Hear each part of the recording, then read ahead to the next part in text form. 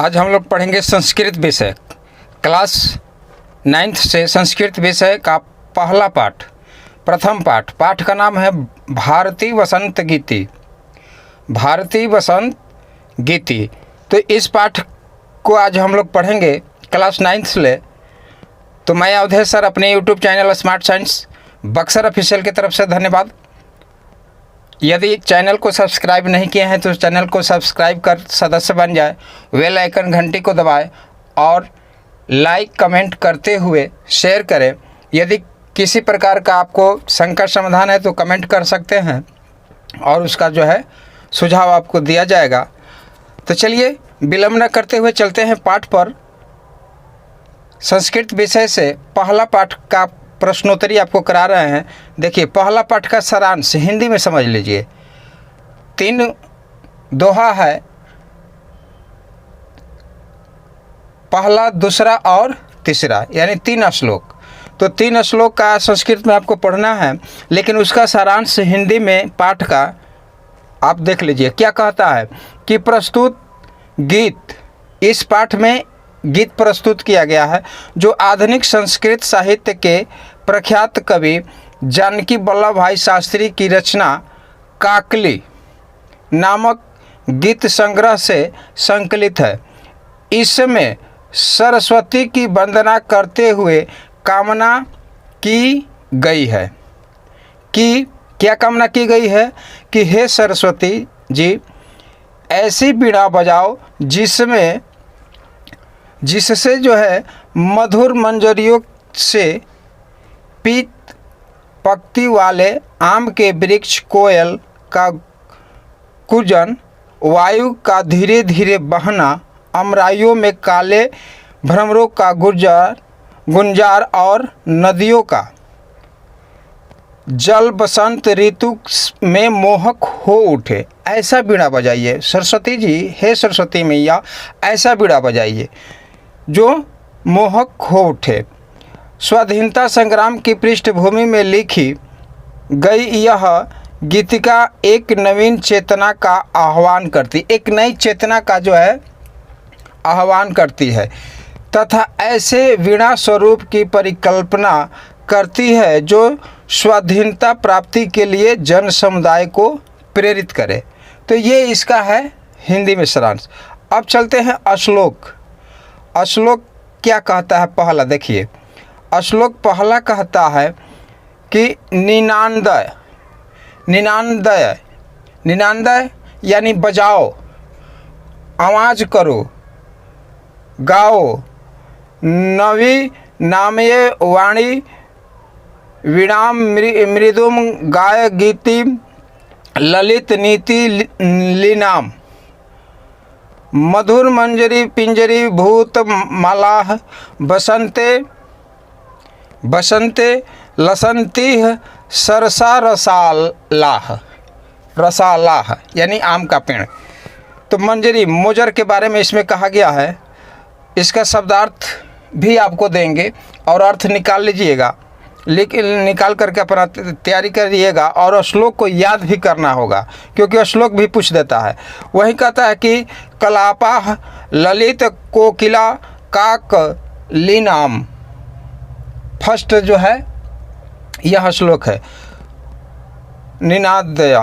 अब दूसरा क्या कहता है कि वहित मंदम मंदम सनीरे समीरे कलिंदात्मजाय सरस्वनिरतिरे नताम नताम पंकी मालोक्य मधु माधवी नाम निनादय यानी बजाओ। निनादय मीन्स बजाओ। तीसरा क्या कहता है श्लोक, तीसरा श्लोक कहता है कि ललित ललित पल्लवे पादपे पुष्पपुंजे मल्य मारुतो उच्च उचुम्बिते मंजुकुंचे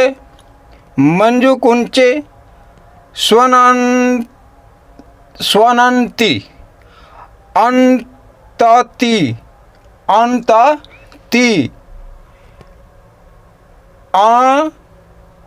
अंतति मप्रेक्ष मलिनाम लीनाम निनांदयः, यानी बजाओ। इस तरह से जो है कभी जो है आपको श्लोक के माध्यम से आपको दिया है, तो तीनों श्लोक आपको याद कर लेना है। तीनों श्लोक जो है आपको याद कर लेना है और तीनों श्लोक याद करिएगा और इसका अर्थ भी निकाल लीजिएगा। देखिए इसके अर्थ का जो है निकालने का आपको शब्दार्थ दे रहे हैं। जितना शब्द इसमें है संस्कृत शब्द है उसका सारा का शब्दार्थ आपको हम दे रहे हैं ताकि आपको आसानी होगा। देखिए क्या कहता है कि निनांदय, निनांदय कहता है कि निनांदय मीन्स होता है नितराम वाद्य, नितराम वाद्य। तो नितराम वाद्य में होता है पर्यायवाची शब्द, यानी पर्यायवाची शब्द इसके जो है समानार्थक शब्द है। अब इसका अर्थ क्या होगा? निनादय का गुंजित करो या बजाओ, गुंजित करो या बजाओ।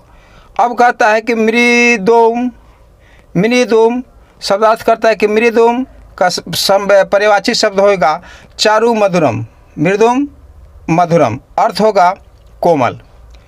ललित, ललित नीति लीनाम इसका शब्द का अर्थ होगा सुंदर नीति में लीन, और इसका पर्यायवाची शब्द होगा सुंदर नीति संलग्नाम। मंजरी, मंजरी का अर्थ होता है आम का पुष्प, आम्र पुष्प, यानी आम का पुष्प जो आम पर मोजर लगता है वही कहलाता है मंजरी, उसी को कहते हैं मोजर। हम लोग अपने देहाती भाषा में बोलते हैं मोजर, तो वो हो जाता है आम का पुष्प। अगला देखिए शब्द क्या कहता है। अगला शब्द कहता है कि पिंजरी भूतमाला, इसका अर्थ होगा हिंदी में पीले वर्ण से युक्त पक्तियाँ, माला एक कतार रूप में। लसंती, लसंती का अर्थ होता है सुशोभित हो रही। यह अत्र यानी यहाँ। सरसा माने मधुर। रसाला मीन्स आम का पेड़, आम का पेड़ शब्दार्थ आपको बता रहे हैं। बीच में समानार्थक शब्द है, पर्यायवाची शब्द आप ये देख लीजिएगा। कलापा मीन्स समूह। काकली मीन्स कोयल की आवाज़। सनीरे मीन्स जल से पूर्ण अर्थ होगा समीरे हवा में। कलिंदात्मजाया यमुना हो जाएगा इसका समानार्थक शब्द। अर्थ होगा यमुना नदी के, यमुना नदी के। अब कहता है अगला शब्द सवानिर्तिर, सवानिर्तिरे, तो इसका अर्थ हो जाएगा बेंत की लता से युक्त तट पर। नताम मीन्स होता है झुकी हुई। मधु माधवी नाम मीन्स होता है मधु मालती लताओं का अर्थ हो जाएगा। अगला शब्दार्थ क्या कहता है कि ललित पल्लवे, इसका अर्थ होगा मन को आकर्षित करने वाले पत्ते। पुष्पपुंजे, इसका अर्थ होगा पुष्पों के समूह पर। मल्य मारुतो, मल्य मारुतो उच्चयम्बिते, इसका अर्थ होगा चंदर वृक्ष की सुगंधित वायु से संपर्क किए गए हो। मंजू कुंचे, इसका अर्थ होगा सुंदर लताओं से आच्छादित स्थान।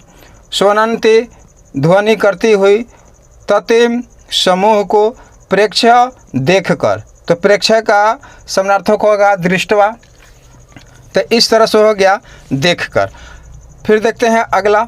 अगला शब्दार्थ क्या शब्द कहता है कि मलिनाम यानी मलिन, गंदा खराब, मलिन। आलीनाम, इसका होगा भ्रमरों के। सुमम, पुष्प को कहते हैं। शांतिशीलम मीन्स होता है शांति से युक्त। उछलित मीन्स होता है उछलित हो उठे। कांतसलीलम मीन्स होता है स्वच्छ जल। सलीलम मीन्स होता है खेल, खेल के साथ। सलीलम का अकर्ण्य, अकर्ण्य मीन्स श्रुत्वा, सुनकर। ये संस्कृत का शब्दार्थ है, तो इस शब्दार्थ को आप याद कर लीजिएगा तो आप श्लोक का अर्थ जो है आसानी से हिंदी में निकाल सकते हैं। चलिए देखते हैं अगला। अगला देखिए आ गया प्रश्नोत्तरी। आपका पहला पाठ का सारा प्रश्नोत्तरी आपको दे रहे हैं। पहला पाठ क्या है? पहला पाठ जिसका प्रश्नोत्तरी पहला क्वेश्चन देखते हैं क्या कहता है कि अधोलिखिता नाम प्रश्नामुत्तराणि संस्कृत भाषाएं लिखित। संस्कृत भाषा में यानी निम्नलिखित प्रश्नों का उत्तर जो है संस्कृत भाषा में लिखिए। तो कैसे लिखे? तो देखिए क्वेश्चन क्या कहता है। पहला कि कवि वीणा पाणिम किम कथ्यति। दूसरा क्वेश्चन है कि बसंते किम भवति। तो अब देखिए क्वेश्चन आप देख लिए तो पहला एक क्वेश्चन देखते हैं और उसका आंसर लिखते हैं। देखिए तो पहला क्वेश्चन आपने देखा तो पहला क्वेश्चन का देखिए आंसर यहाँ पर लिखे हुए हैं। क्या लिखा हुआ है कि कवि वीणा पाणिम कथ्यति अये वाणी नवीनाम वीणाम निनादया निनादया। दूसरा कहता है कि बसंते किम भवति। बसंते किम भवति। बसंते मीन्स बसंत में, किम माने क्या, कौन सा, क्या, भवति माने होता है, यानी बसंत में क्या होता है। तो दूसरा क्वेश्चन का आंसर देखिए यहाँ पर है कि बसंते सरसा रसलाह लसंती कोकिलाह च कुजंती। हो गया इसका आंसर। तीसरा क्वेश्चन क्या कहता है कि सरस्वत्या वीणाम श्रुत्वा किम परिवर्तनम भवतु इति कव्ये इच्छाम लिखती। लिखती नहीं है, सॉरी, लिखत है। तो इसका जो है तीसरा का आंसर क्या होगा? तो देखिए सरस्वत्या वीणाम श्रुत्वा भारतीय जनमानसे नवचेतनाया संचारा भवतु इति कवे इच्छा अस्ति। ये कवि की इच्छा है। अब चौथा नंबर क्वेश्चन क्या कहता है? चौथा नंबर देखिए यहाँ पर क्वेश्चन है, क्या कहता है कि कवि भगवतीम भारतीम कस्य नद्या तटे मधु माधवीनाम नताम पंडितम अवलोक्य वीणाम वादयुतम कथ्यति। तो इसका उत्तर लिखेंगे चौथा का कि कवि भगवती भारतीम यमुना नद्या तटे। किस नदी के तट पर? तो यमुना नदी के तट पर। यमुना नद्या तटे मधु माधवी नाम नताम पंडितम अवलोक्य वीणाम वादयुतम कथ्यति। तो इसका हो गया आंसर 4 का। अब देखते हैं अगला क्या कहता है प्रश्न। अगला प्रश्न कहता है, देखिए मिलान चिन्ह आ गया। मिलान करना है, एक स्तंभ से दूसरे स्तंभ तक मिलान करना है। तो चैनल को सब्सक्राइब नहीं किया है तो चैनल को सब्सक्राइब कर ले। YouTube channel smart science Buxar official, इस चैनल पर आपको सारे विषय का जो है प्रश्नोत्तरी कराया जाएगा। तो चलिए देखते हैं अगला क्या कहता है। अगला कहता है कि एक स्तंभ है क और एक स्तंभ है ख। 2 स्तंभ है तो एक स्तंभ में जो है 5 क्वेश्चन है और एक स्तंभ में 5 आंसर है। तो कौन आंसर जो है किसका होगा ये देखना है।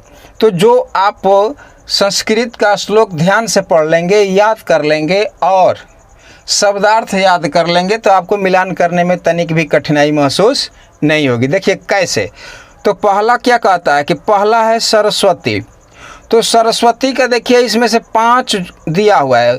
क्या है? एक तीरे, अलीनाम, समीरा, वाड़ी, रसाला। रसाला माने आम का पेड़। तो सरस्वती आम का पेड़ नहीं, सरस्वती क्या करती है? बजाती है। क्या बजाती है? वीणा। यानी सरस्वती माँ का इस तरह से क्या बोलते हैं कि उनका जो है लगाव किससे है? वीणा से है, सब जानते हैं। तो आँख मूंद कर इसको ले जाइए। पहला का कौन सा होगा? चौथा आंसर होगा वाणी। सरस्वती वाणी। देखिए वीणा बोल रहे थे, वाणी यानी वचन। जिसके पास सरस्वती का आगमन हो जाता है उसकी वाणी में मधुरतापन आ जाता है, यानी वो मधुर मीठा बोलने लगता है। तो सरस्वती का संयोग जो है वाणी से होता है। अब देखते हैं आम्रम। आम्रम तो दूसरा का देखिए आम्रम 5 हो जाएगा। रसालह। रसालह। अब कहता है तीसरा पवना। पवना माने हवा। समीर तो समीर माने भी होता है, यानी 3 का डायरेक्ट 3 के सामने 3 आंसर होगा। तीसरा का तीसरा। तटे। तटे माने तट पर। तीरे तीरे माने तीर पर, तो चौथा का हो जाएगा पहला। और भ्रमराणाम, तो 5 का एक ही बचता है, 2, अली नाम। अली नाम यानी भ्रमण, इसका भी अर्थ होता है। चलिए दूसरा देख लिए। अब चलते हैं अगला क्या कहता है। तीसरा नंबर क्वेश्चन देखते हैं क्या कहता है कि अधोलिखितानि पदानि प्रयुज्य संस्कृत भाषाय वाक्य रचनाम कुरुत। तो अब देखिए इसमें क्या कहता है कि संस्कृत भाषा में वाक्य की रचना करना है। किसका? अधोलिखितानाम पदान, यानी जो पद जो है, जो शब्द लिखा हुआ है नीचे, उसको जो है संस्कृत में क्या करना है, अर्थ सहित जो है वाक्य बनाना है। तो देखिए क्या कहता है कि निनादय, निनादय, निनादय मीन्स बजाओ, गूंज करो, आवाज करो, बजाओ। तो पहला का बनाएंगे उत्तर, देखिए पहला का निनादय यानी अर्थ हो जाएगा बजाओ। अये वाड़ी वीणा, अये वाड़ी वीणाम निनादय, इसका हो गया संस्कृत अनुवाद। दूसरा क्या कहता है कि मंदम मंदम, मंदम मंदम यानी धीरे धीरे। तो दूसरा का देखिए यहाँ पर है धीरे धीरे, तो मंदम मंदम पवनः बहती यानी धीरे धीरे हवा बहती है। तो ये आपको संस्कृत अनुवाद दे रहे हैं, तो आप अपने मन से भी कोई भी अनुवाद बना सकते हैं। इस पर शब्द यही होना चाहिए, क्योंकि पाठ से संबंधित क्वेश्चन है। और भी आपको शब्दार्थ दे सकता है, उस पर भी आप संस्कृत अनुवाद बना सकते हैं। ऐसा नहीं है कि जो बता रहे हैं यही आएगा, नहीं, पाठ से कहीं से कोई शब्द उठाकर आपको वाक्य बनाने के लिए दे सकता है। देखिए तीसरा क्या कहता है कि मारुतः, मारुतः मीन्स वायु। मारुति, हनुमान जी का नाम मारुति रखा गया है ना, तो वायु, वायु ही उसको बोलते हैं। मारुतः मीन्स वायु। तो देखिए तीसरा क्या है, वायु मारुतः बहती, तो वायु हो गया अर्थ मारुतः का, तो मारुतः बहती यानी हवा बहती है। अब देखते हैं चौथा, सलीलम, सलीलम मीन्स होता है जल, सलीलम मीन्स होता है जल। अब देखिए सलीलम मीन्स होता है जल, तो क्या होगा, सलीलम शीतलम भवति, जल शीतल होता है, जल जो है हो गया। अब कहता है अगला क्या, सुमना, सुमना मीन्स होता है फूल, सुमना विकसंत, फूल विकसत, हो गया संस्कृत अनुवाद। अब चलते हैं अगला क्वेश्चन, देखते हैं क्या कहता है। अगला चौथा नंबर क्वेश्चन कहता है कि प्रथम श्लोकस्य आस्यम हिंदी भाषाय आंग्ल भाषाय वा लिखत। तो कहता है कि प्रथम श्लोकस्य यानी प्रथम श्लोक का आशयम अर्थ जो है हिंदी में लिखना है। तो प्रथम श्लोक यहाँ पर संस्कृत में नहीं दिया हुआ है, कहता है कि प्रथम श्लोक को आप हिंदी में लिख दीजिए, द्वितीय श्लोक को हिंदी में लिख दीजिए, तृतीय श्लोक को हिंदी में लिख दीजिए। तो वहीं लिखना है। तो उत्तर देखिए यहाँ पर लिखेंगे क्या कि आशय यह है कि ऋतुराज बसंत के आगमन पर आमों पर बौर आ जाता है, आमों पर बौर आ जाता है, कोयले जो है कूकने लगती है, कोयल जो है कूकने लगती है। ऐसे मनमोहक वातावरण में सरस्वती से प्रार्थना की गई है कवि के द्वारा कि वह नई वीणा बजाए, यानी नई वीणा बजाए एवं सुंदर नीति युक्त कोमल गीत गाए, ताकि जन जीवन में नवीन प्रेरणा का संचार हो, नवीन प्रेरणा का उद्भव हो, नवीन प्रेरणा का क्या हो, व्यक्तियों में जो है एक तरह की संचार हो, एक तरह का सुधार हो। वही कहता है कवि प्रथम श्लोक से। चलिए चौथा के बाद देखते हैं पांचवा नंबर क्वेश्चन। 5 नंबर क्वेश्चन क्या कहता है, 5 नंबर क्वेश्चन कहता है कि अधोलिखित पदानाम विलोम पदानि लिखत। तो कहता है कि विलोम पद यानी जो पद लिखा हुआ है उसका विलोम पद लिखना, यानी उल्टा पद लिखना है सीधा। जैसे दिन है लिखते हैं ना हिंदी में दिन, तो दिन का हो जाता है रात, लिखते हैं कि नहीं। तो वही कहता है कि कठोरम, कठोरम माने कठोर, हार्ड। तो इसका विलोम शब्द क्या होगा? कोमलम। देखिए उत्तर नीचे लिखा हुआ है, उत्तरायणी लिखा हुआ है ना, तो कठोर का हो जाएगा कोमलम। कटु, कटु का हो जाएगा मधुरम। कटु माने कर्कश नहीं, मधुरम मीठा। अब कहता है क्या, तीसरा नंबर क्वेश्चन कहता है कि शीघ्रम, शीघ्रम माने क्या बोलते हैं, शीघ्रम का तीसरा का हो जाएगा चिरम। शीघ्रम का विलोम हो जाएगा चिरम। अब कहता है कि 4 नंबर कहता है कि प्राचीनम, प्राचीनम का विलोम उल्टा हो जाएगा नवीनम। प्राचीनम यानी पुराना, नवीनम यानी नया। वहीं कहता है कि निरसह, तो निरसह का हो जाएगा सरसह। निरसह का उल्टा क्या होगा? सरसह। तो इस तरह से आपने देखा विलोम शब्द, प्रश्न उत्तर और शब्दार्थ और श्लोक। तो ये था क्लास 9th का पहला पाठ। तो पहला पाठ यहाँ से जो है आपका सारा प्रश्नोत्तरी क्लियर हो गया। तो अंत में आपसे निवेदन है कि यदि चैनल को सब्सक्राइब नहीं किए हैं तो चैनल को सब्सक्राइब कर लें। चैनल का नाम है smart science Buxar official channel है। इस चैनल को सब्सक्राइब कर ले और बेल आइकन घंटी को दबाएं। बहुत सारे सब्सक्राइब कर लेते हैं लेकिन जो है बेल आइकन घंटी को नहीं दबाते। जब तक से आप बेल आइकन घंटी को नहीं दबाएंगे तो आप जो है क्या बोलते हैं, सदस्य नहीं बन सकते हैं। तो चलिए वीडियो को यहीं से एंड करते हैं और मिलेंगे नेक्स्ट अगले वीडियो में। जय हिंद।